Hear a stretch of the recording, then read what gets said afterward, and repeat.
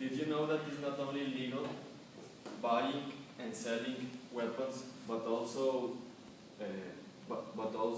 carrying them, possess them in your home, and even use them in certain circumstances to kill? Well, nowadays our country is damaged by a wave of violence, and murders, shootouts, and kidnaps are an often case in most of our states. The government is clearly exceed and cannot provide our own security and peace.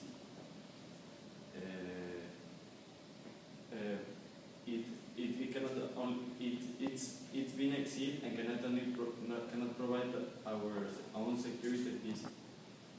The gun control is bad because it only disarms honest civilians, but also puts them in a great disadvantage against many criminals. During this speech, you will realize the importance of the right to bear arms of different calibers in our country. First, I would like to talk about different statistics around the world. For example, in the United Kingdom, the use of firearms and handguns has been banned from possession, ownership, and purchase since 1997 due to the Second Firearms Act. This was because in 1996 there was in a town in England a great massacre where a 43-year-old man entered the school and killed 16 children and one teacher before he killed himself.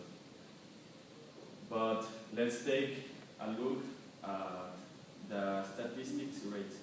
In the United Kingdom, the intentional homicide rates in the year of 1996, when the massacre took place, was 1.12 per 100,000 inhabitants. In the 1997, when the Second Firearms Act was promoted, this rate raised to 1.24 per 100,000 inhabitants, and it continued rising through the years until it reached its peak at 2002, when it reached 2.21 murder rates per 100,000 persons. These statistics are very clear and tell us that gun control is not a way to address or to prevent gun-related crimes. On the other hand, insane killers try to look for soft targets. Depression is linked to this type of persons that take out a gun and decide to kill many civilians in a public area. But no one has ever attempted to kill military personnel in a military park. Interviewed insane persons, say that to make this type of massacres, they think of targets that are not near police stations or that they are not banks. They choose targets such as malls, churches, or schools, where they are full of inoffensive and soft targets.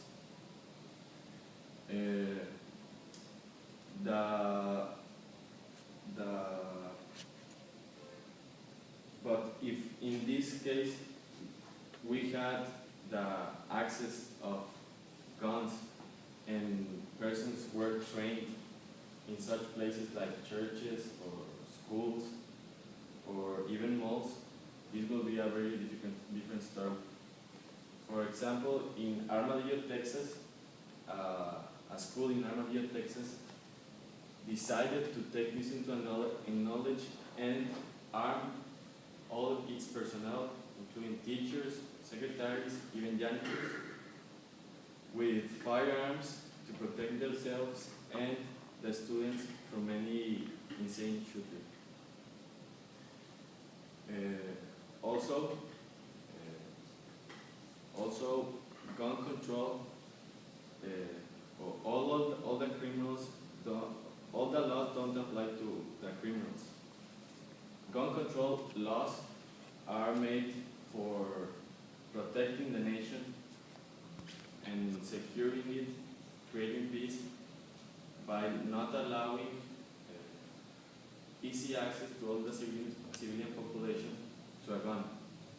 But murder and violence laws are not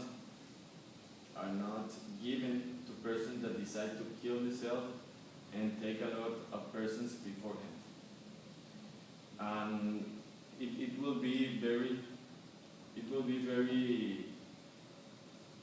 silly to create stricter gun control laws from this point of view. In summary, you can see that gun control doesn't address or prevent the risk of gun-related crimes. The great failure of our government should give us a great reason to not only have the right to possess an arm, but the obligation to possess an arm and for our own personal protection. And as Thomas Jefferson once said, no free man should ever be denied a use of arms.